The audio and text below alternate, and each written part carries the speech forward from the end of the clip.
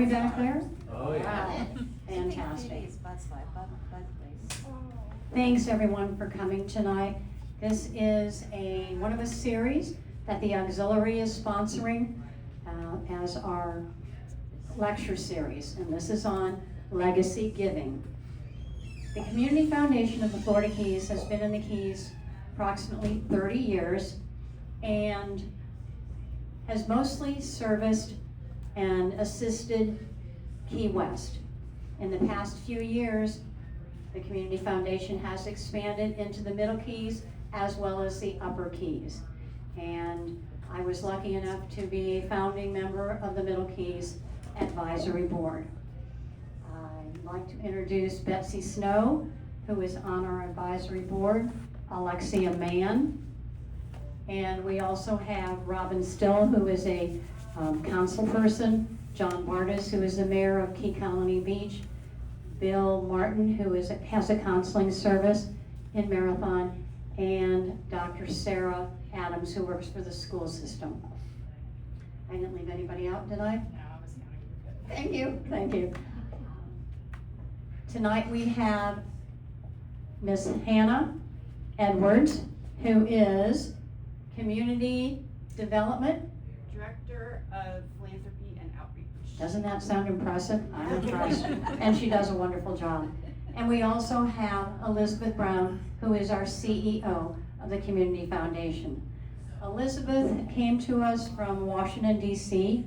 She was a deputy director, administrator for the Smithsonian Institute of Asian Art in that section. And I think we're very lucky to have her as our CEO.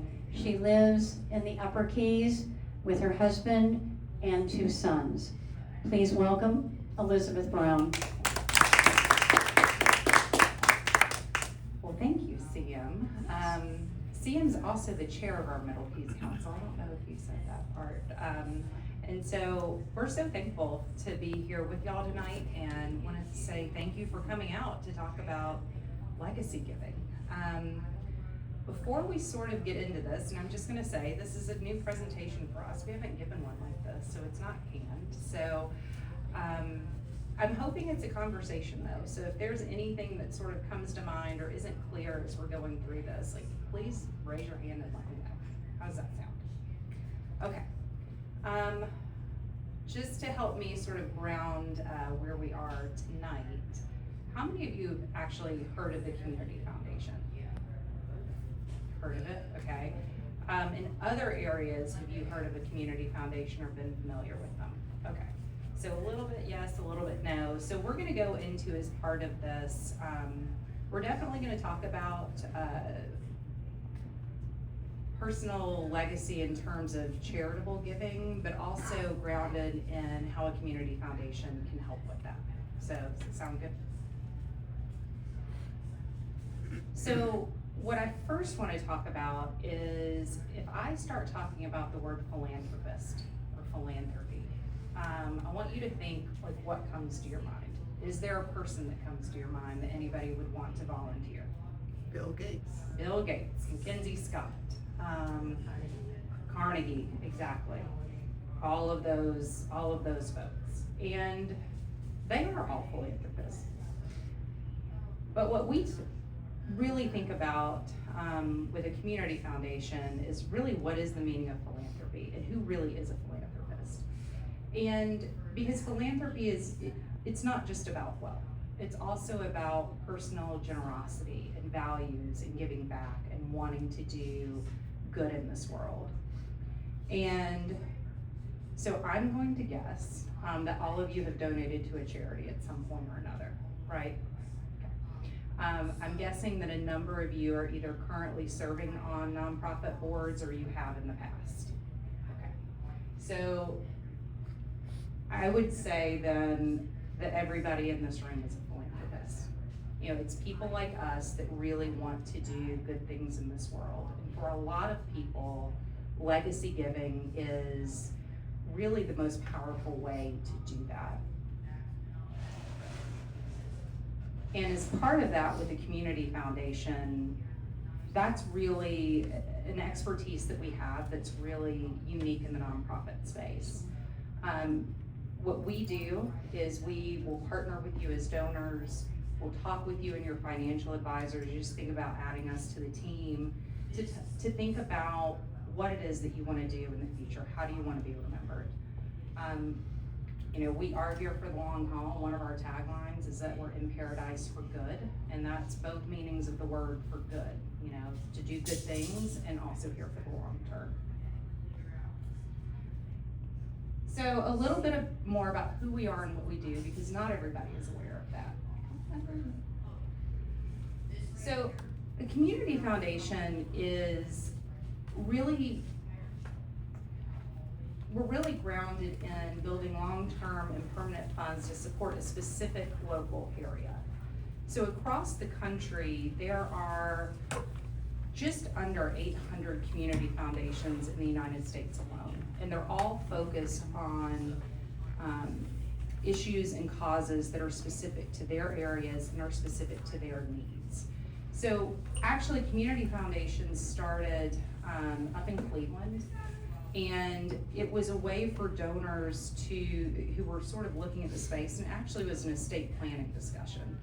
And they were looking at how they could build long-term investment and wealth for a community. So even if you think about like the old Monopoly, you know, community chest, it's kind of community chest. So about your community foundation, our community foundation, Sam mentioned we are going to be 30 years old this May. So we do have some staying power now.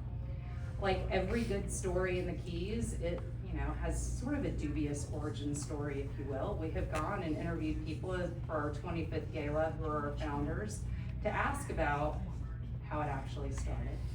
And because the lore is it started in a swimming pool, and with people having some drinks and thinking about how they could do really great things for the community. And that's kind of where we are today. So we are one of the only organizations that serves the entirety of the Florida Keys, so Key West up through Key Largo. We now have about $40 million in assets under management. We're really the philanthropic investment arm for the community. Last year, we gave out about $2.5 million in grants across the Keys, and we'll talk a little bit more about that and how we do that. When we say we have 240 different types of funds, those funds are mechanisms for how we give money out. It's how we document where donors want funds to go, and it's how we keep that going in perpetuity. And we're also fully accredited. So probably about 75% of the community foundations in the country are now accredited. Those accreditation standards started back in the late 90s, and we were a first adopter, and we have been fully accredited every year since. That accreditation process is, it's thorough, to say the least. They look at everything that we do. Any of you that maybe have been on GuideStar or Candid or filled in some of that stuff for your nonprofits, this is that about times 100. It's submitting examples of all sorts of documentations, and it's peer reviewed by the Council on Foundations, and then that's when the accreditation comes in. So you're assured that it's best in class. In general, how we support our community is sort of some broad ways. I didn't really like talking about disaster relief in the fall because we were still in hurricane season. We were really all hoping we were going to get through that unscathed this year, which luckily we did. But we do have disaster funds that we have in reserve in case something does strike. We can deploy those really quickly. We also have the infrastructure so that if something happens, we can get that up and running. We can get the dollars in that are going to be flowing from a lot of times other parts of the country, other parts of the world, into here and then out to our nonprofits really quickly. We do community grants, and I'll talk a little bit more about that in a couple of slides to come. We do a lot of capacity building with our nonprofit partners, and we do that a couple of different ways. Nonprofits can hold funds with us, either endowed funds, which are permanent, or just more of a traditional investment fund that they could use to address any operating needs that they may have, capital campaigns, that sort of thing. We also provide a lot of training to our nonprofit partners.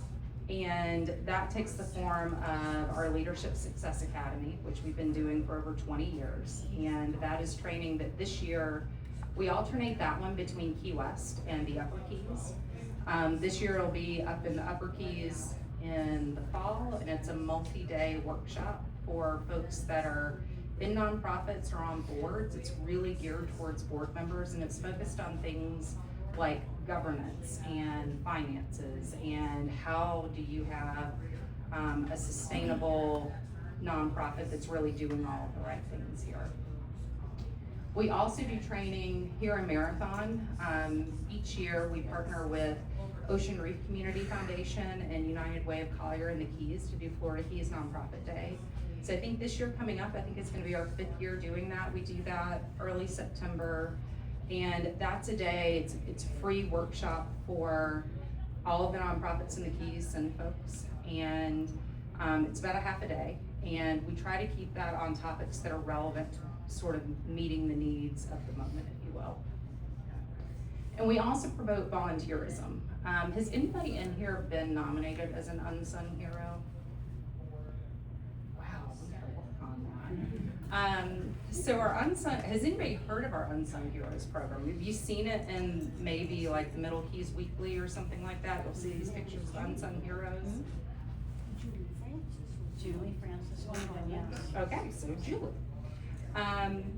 So that's a really unique way. We work with Keys Weekly to promote volunteers that the nonprofits nominate once a year. And then down in Key West, February, it's gonna be in February this year, it's always in February. We bring those nonprofits in, we bring their volunteers and their unsung heroes and really celebrate them for a day. It's an amazing event. We have been doing it, this will be our 26th year doing it, and it is one of the most fun days of the year because you get to hear all of the great things that are happening across the Keys. So I mentioned our community grants, and I don't expect that you're gonna read all of this. That part is only actually moderately important for this. The big takeaways here is that in 2025, we gave out almost $2.6 million, and most of that stayed here in our local community.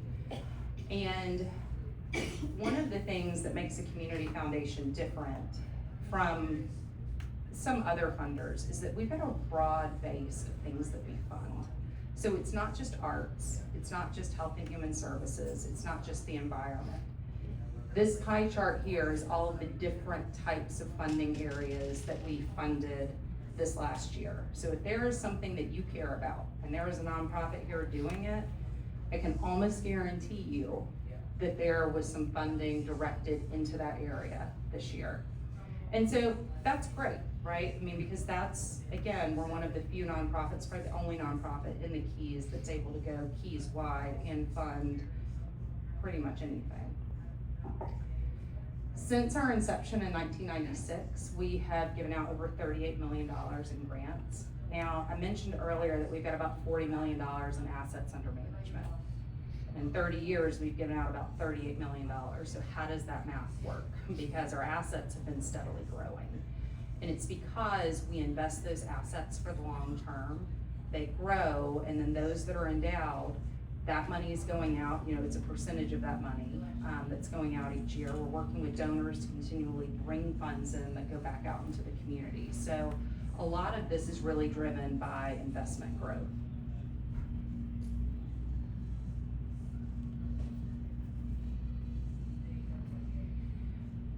And so, sort of where we sit this month in terms of this pie chart at just over, $40 million worth of assets. Not all of that's our money. So I mentioned most of the money that we grant out stays local. Any money that we grant out that is not local is coming from a donor advised fund or a donor directed fund. And so you'll see here this sort of slice of pie there, that 16%, that's really the money that's quote unquote our money that we can use for different things. We've got different pockets of money as well, but you'll see a lot of this is, you know, about 30% is organization endowments and organization funds. These designated funds are also designated by donors, so there's a lot of donor involvement that goes into this. That's why it's all of our community foundations, not just one. All right, so that is kind of the background on the foundation. Are there any questions so far? That's kind of like the meat of it. Yes, ma'am. Can I conceptually think of this as a united way for the Florida Keys, except you get some choice in where your money goes? Not quite. A little bit. I mean, it's close in that way. United Way is really focused on health and human services. Oh, and sort of serving I didn't. different populations. I meant, yeah, I didn't mean Right. the And charities, but functionally. it's different because Okay. United Way sort of answers up to a larger Okay. national, and we work with them. They're great, but they don't offer donor advised funds. Okay. So United Way, you can give and you can direct your donations in that way. But I think the thing that's unique here is that these are invested to be really long-term and permanent funds. And we certainly do have donors that give to us and say, we get a lot of this at the end of the year. Somebody's got a QCD or an RMD that they need to take, they need to get it out, they'll call us and we act as a charitable giving hub and they'll say, you know, can you distribute this to 10 different charities? And we're happy to do that. And we do a lot of that. We did a lot of that last month. But I think the big distinction is the different types of funds that we have, and we'll talk a little bit about that. Any other questions? That's a real good one. Well, one other question. Yes. Do you have your own in-house financial advisors, or are you outsourcing that in some way? So that is a fantastic question. We have our own investment committee, but our investment committee oversees the finance folks.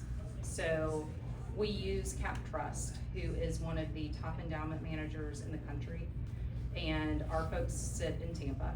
We actually did an RFP about 2 years ago in Swisher Financial Management. They're going to be down here, this is gonna come up in a slide, but they're actually gonna be down here, actually here at the Yacht Club, thanks to CM, at 10:30 in the morning on January 29th. So if anybody's interested in learning more about, you know, exactly what is in those different, sort of investment pools and how it is that they take their approaches to investing those funds, it's a great, you know, they're very transparent. They're gonna be down here a little extra because they wanna go fish in Isla Mirada for like an extra day. So, they're down here a lot and, it's really good to ask questions of them for that. But we've really enjoyed working with them. They're open to listening to folks and listening to feedback, and of course the investment returns are great. In general, the way that works, just at a very high level, is that our investment committee and our board set the investment policy, so they set the guide rails, and then we're handing it over to the professionals to manage within those guide rails, and then we meet with them quarterly, although I talk with them very frequently, but they come and they report quarterly to our board. So they'll be here in January to do just that. Any other questions? You've got great questions. All right.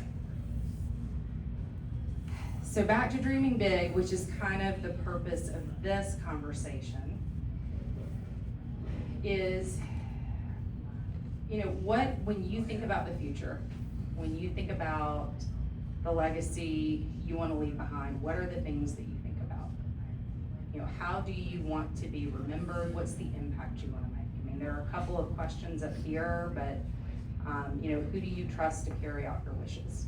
Those types of things. That's where a community foundation really comes in handy.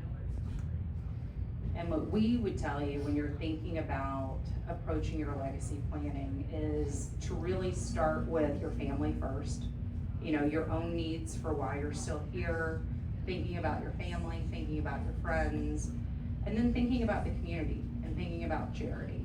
And you know, I mentioned that we want to be a partner to your team, whether it's your CPA, whether it's your financial planner. And what we bring to the table with that is to help articulate the best way for you to make the impact that you wanna make. And then they, kind of figure out the mechanics of all the things. And we'll work with them for that. How we partner with you is, we'll have a donor come to us, and we're having a lot of these conversations right now, actually. I think probably half the conversations I'm having with donors right now are around legacy planning. And it always starts with the donor and what matters to you. What are the values that are important to you? What are the causes that you care about? What are the nonprofits that maybe have really served you or made an impact on your life and your family? Or maybe you're thinking about you want to teach the next generation how to give and how to give thoughtfully and how to really, invest your dollars so that we're really getting the impact that we want to see in the community. So that oftentimes is the longest part of the discussion, is figuring out what it is you want to do. And then we're going to get into kind of the fun type. So what are the mechanics that we need to do to make that happen? And when I'm having conversations with people, a lot of times I'm going to say, think about, exactly who it is that 50 years from now you would want to have served. And then let's back it up from there. Because the world that we have today is not going to be the same world that we have in 50 years. And so when we enter into a fund agreement with you, we're going to honor your wishes forever to the best extent that we can. And so that's why we're going to document our conversations and really where your thoughts are.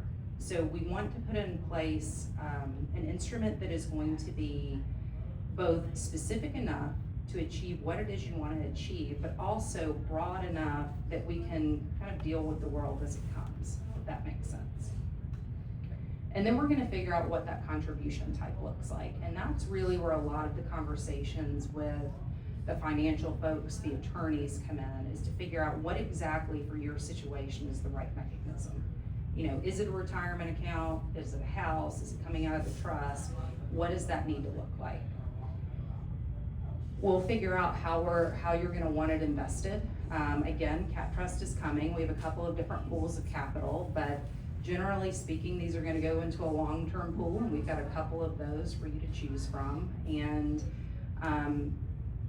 it's a mix of equities and stocks. We do not have anything that is, our pools are typically pretty conservative because we are looking to be here for the long haul. So we don't want to, we've got great returns, but we're not necessarily going to be chasing the tip top of the market because our horizon is a forever horizon.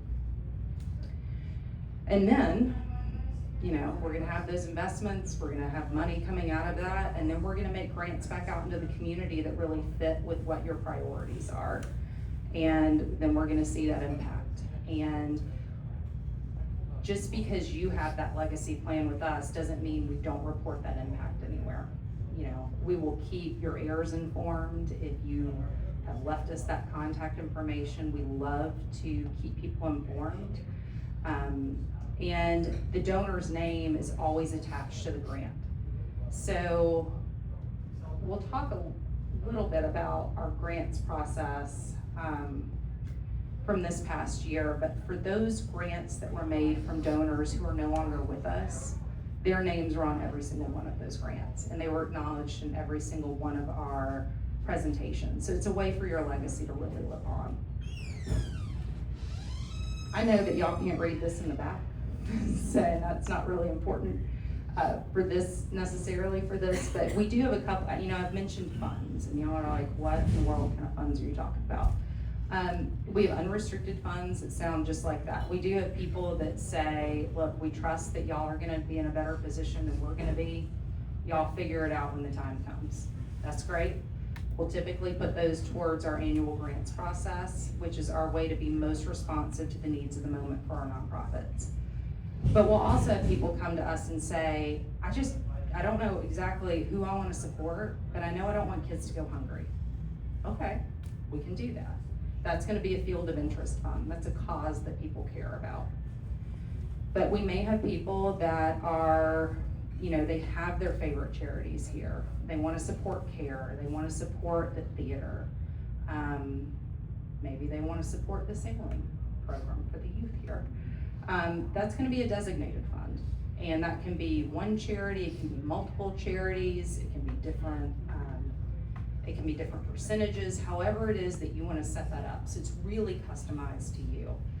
And I would say the bonus of all of these is that once you have the mechanism set with your estate attorney, I had this conversation with somebody today. We typically tell folks, you know, we have language that we suggest and the attorneys will, you know, massage it to their liking. But to say, administer this in accordance with the fund to have on file with the foundation. The reason for that is we keep all of this documentation. But if in a year, 2 years, 5 years from now, you wanna update percentages, you wanna add a charity, you wanna take one off, you wanna add a cause, we can do that on our end and you're not having to reopen all of your estate documents. So it's a way to make that easy for y'all to make those changes without having to go back to the attorneys. We also have scholarship funds and we also have donor advised funds. Now for any of you that may have a donor advised fund with Fidelity or Schwab or Northern Trust, it's the same model with the Community Foundation. That donor advised fund model actually started with community foundations. And the benefit of doing it with the Community Foundation is that we can help partner with you. We know the nonprofits, we're in close contact with them. So, you know, God forbid we see an issue come up with one, we can kind of give you a heads up that maybe not a grant right there, you know, to that one right now, but if you're really interested in this, maybe consider these folks over here, or, hey, we know you're really interested in this, and these folks over here have a great new program going on, and so we're able to bring those opportunities to you. Any questions on any of the funds? Okay.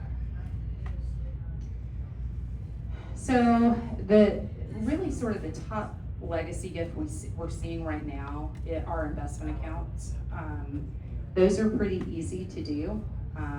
You just update the beneficiary portion on that and it's a pretty expedient process. Life insurance the same way, but we can also do real estate, we can do art. Community foundations have a really robust gift acceptance structure, so even if you have something that's complicated, that maybe the nonprofit that you want that to go to, there's no way that they're gonna be able to figure out how to administer that. That's where you bring us into the conversation, because I always tell our nonprofit partners, I don't want you to ever say no to the right gift for the wrong reason. And that wrong reason would be, we just can't figure out how to do it. No, come to us, because we will help facilitate that. And we've done that for nonprofits pretty regularly. So this has been a lot of like, kind of in the weeds. I wanted to give you some concrete examples of some folks. How many of you in here knew Marion? Okay, the people from our council knew her. So Marion Bucaferney was actually our first board member in the Middle Keys. She joined in about 2020. She lived over in Key Colony Beach. She split her time between here and Monterey. She was also the chair of our grants committee for a long time and our investment committee.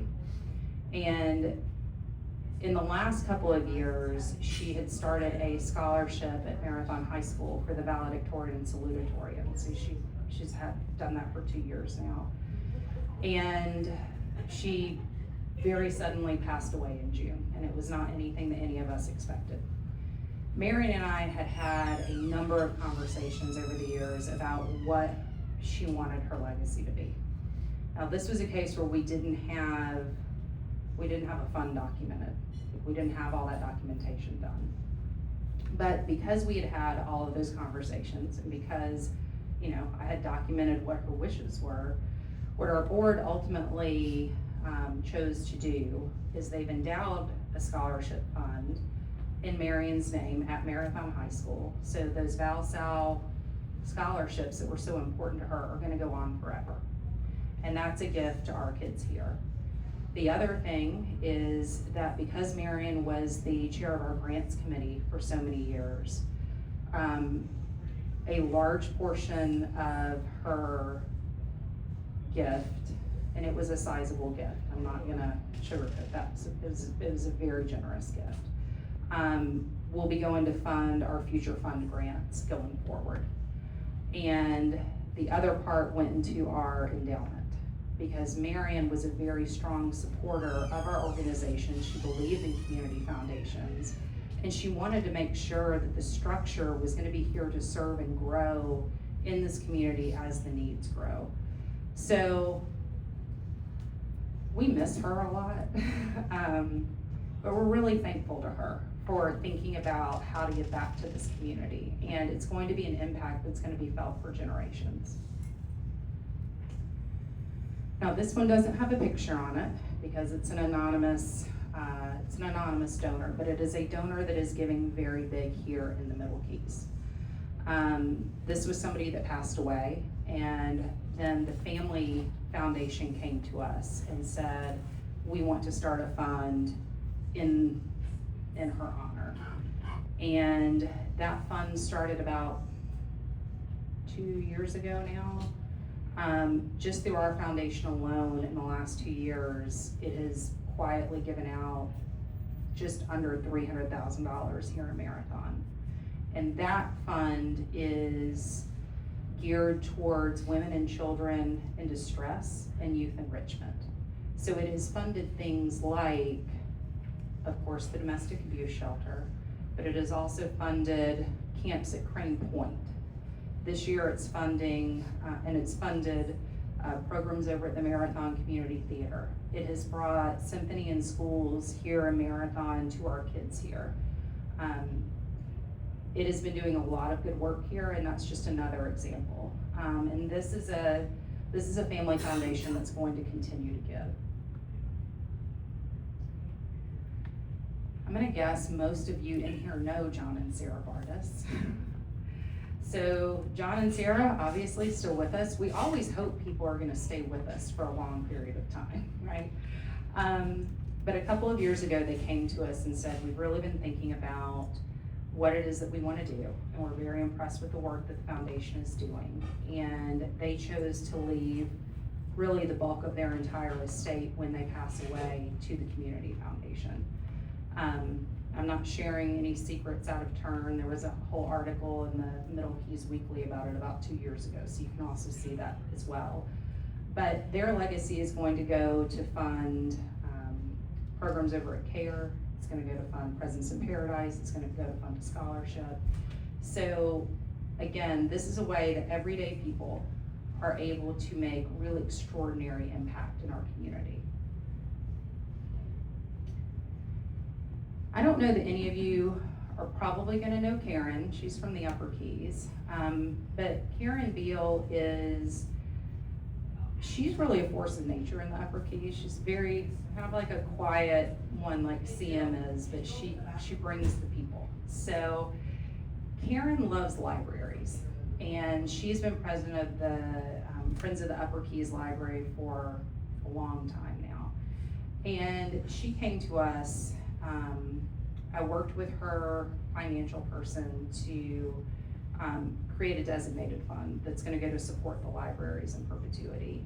And for Karen, her motivation in doing that wasn't necessarily about the money, but it was really about leaning into her values and making sure that something that she's really passionate about, which is connecting people across generations and access to learning, and making sure that that continues. She's also, as chair of that board, brought a lot of their board members on for legacy giving, and that library up there is going to be very well supported in the future because of her efforts. So it wasn't just her, it was also the people she brought along with her. So it's kind of a lot. I think the takeaways we have, and then I'm happy to answer any questions, are, why the Community Foundation? First of all, trust. That you can trust that we're gonna honor your wishes. If you tell us that you want it to be used for kids not to go hungry, we're not gonna use it for the arts. That's just not how that's gonna go. We are going to adhere to your wishes. We've got the experience to do it. We've been doing this now 30 years, and we've got the local knowledge. We know the nonprofits, we know the area, and we're looking to make that impact it is that you wanna see. And again, it's an easy way to dream big. I mentioned this, we've got the flexibility to change that agreement as your priorities might change. That makes it easy. You've got the options to remain anonymous or to receive recognition. We have a lot of donors come to us and they wanna make the impact, but they frankly don't want everybody knocking on their door either, or knowing, or they don't want people to know while they're here, but they want them to know after. And so we keep track of that and we hold to that. And, if you do leave a legacy with us, nobody does this for the perks, right? But there are some perks, there always are. You're in our legacy society. If you want to be in the legacy society of the other organizations that you're leaving to, they're happy to acknowledge you too. And it's a way just to get to know the foundation a little bit more. For those that are part of our legacy society, we do have an event coming up at the end of the month down in Key West at Botanical Gardens, which is also going to be turning 100 this year, which is kind of incredible. And that's going to be on January 24th. We've got a Bubbles and Bites event down there. And again, save the date, Cat Trust. This is Mike and Matt, and they are fantastic. They do love to fish. They will come talk to you about that all the time, but they will also come and talk about all of the investments. And with that, just remember, we're here to help. I do live in the Upper Keys, but I'm in my car all the time, so I basically am wherever you need me to be. I'm in Marathon a lot, I'm in Key West a lot, so really my car is my office. Hannah's in Key West. We've got a whole council here. Robin still just joined us too. We're here to help. Our board is across the Keys, and Robin's actually also on our board, I should mention. And, so we're here. We're here in the community, and we're happy to serve. So with that, are there any questions? Yes, ma'am. How many organizations in Marathon does the fund get grants or money? Let me pull that up for you right after this. It was a lot through the community grants this year. And it was well over 24, but I wanna make sure I'm giving you the right number. And compared to Key, are most of your funded organizations in Marathon or at either? Oh, I love this question. So it used to be that almost all of the funding exclusively was Key West.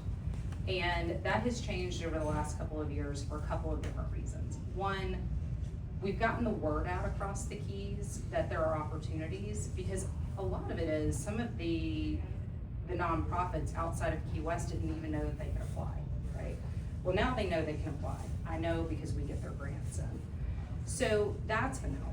We also have redone our grant reviews process. So it used to be a very small group of folks that really were in Key West. And so that kind of was one of the reasons why it stayed so focused that way. We have grown our so our grants were reviewed by community grant reviewers. Now these are for our annual grants, donor advised funds, it's a whole different deal, but for our annual grants process. So this year we had 21 reviewers, and it was evenly distributed, Key West, Lower Keys, Middle Keys, and Upper Keys, so that we had eyes everywhere on all of the projects. And that was it was interesting to see how that breaks out. And we love talking to the reviewers after, because a lot of times it's like, well, I had no idea that they were doing that. Oh, that sounds really good, And so that's been good visibility. But the other thing is we also put those grants out in front of our donor advised fund holders. So we typically open that grants process in September. It closes in September. They've got a month. They get a preview in August. In October, when our reviewers are looking at the 105 grant applications that we received this year, we are going and we're talking to all of our donor advised fund holders to say, is there anything on here that interests you? Is there anything on here that really speaks to you that you want to do something with? And so a few years ago, even back to like 2020, Hannah will correct me if I'm way wrong on these these numbers. But it was about $150,000 a year that was going out in the community grants process. 2 years ago, we were at just under 500,000. Last year, it was about 749, wasn't quite 750. And this year, it was over $1 million. And where that big jump came in, quite frankly, I mentioned that donor that is giving in the Middle Keys. That one alone was another 120 something thousand just to nonprofits here in the Middle Keys, on top of what our Middle Keys Advisory Council had chosen to support, on top of what had already risen to the top as part of that grants process. So this year I was keeping track of where it was geographically distributed, and it was, now the 120,000 or so that came in later did distort these numbers a little bit, but even before that came in, about half of the money went out this year to organizations that are Keys-wide. You know, so they are serving folks everywhere. And then, and so including in Marathon, so we don't necessarily break those up. And then we had, it was maybe 15, but now it's gonna be more than that, that came specifically to Marathon. So it's a lot more money now that's coming into these other regions.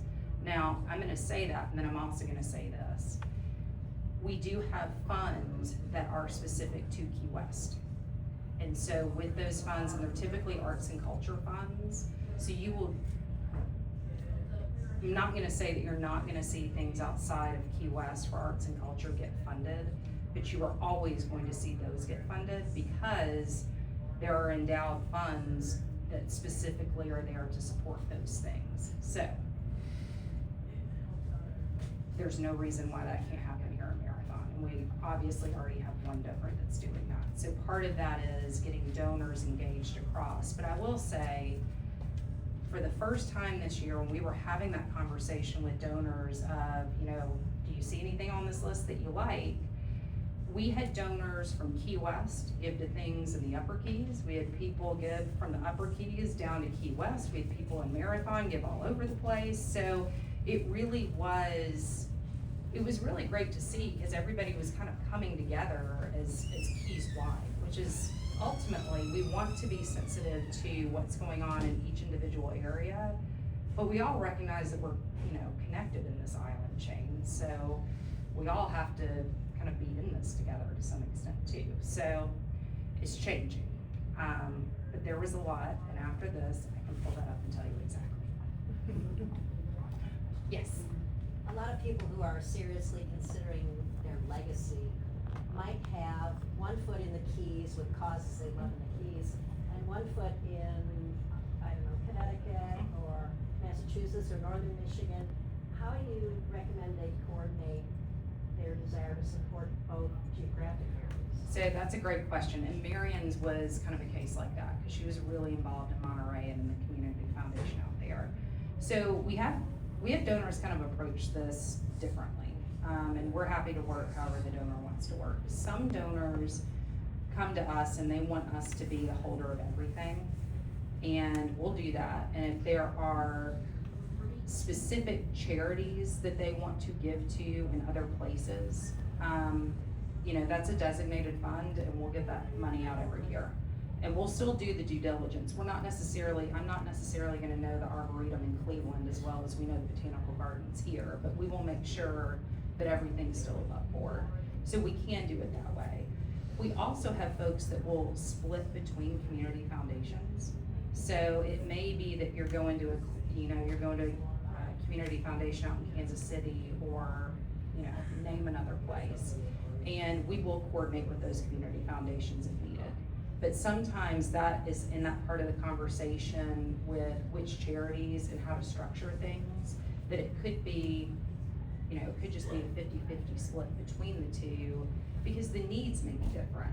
And, you know, what the world looks like up there may be a little bit different. So, you know, we can structure it that way. I mean, we don't necessarily want to be in the business of doing a lot of the things that are outside of this community and pulling that all in-house here, because that's not our specialty wheelhouse.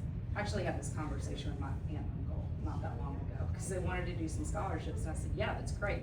Don't do them down here, you don't live down here. Like, let's go talk to the community foundations and the place you wanna do this in, and we're happy to help have that conversation. And we would do that for anybody here too, so.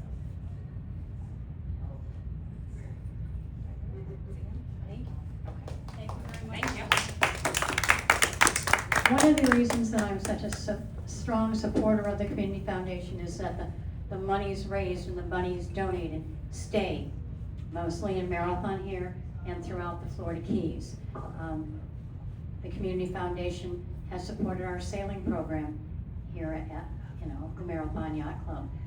You name an organization, and I believe we touched it this year. The Community Theater, Pigeon Key, Crane Hammock, Wildberg Sanctuary. I mean, it's a broad umbrella of organizations that have been helped through the Community Foundation. And I believe the Community Foundation makes it easy for you to help either now or through your legacy. So I want to say thank you for coming. Does everybody have a ticket? Dennis has a ticket that he would Does like to give. everyone have a ticket? Raise your hand if you don't have a ticket.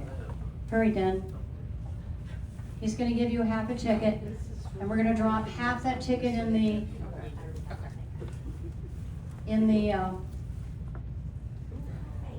oh, good, yes. I appreciate each of you coming and making time out of your busy schedule, because I know how busy each of you are. So I thought, most people drink wine, and if they don't, they can always share it with someone who does like wine. Does everybody have a ticket? Dennis. Need one more?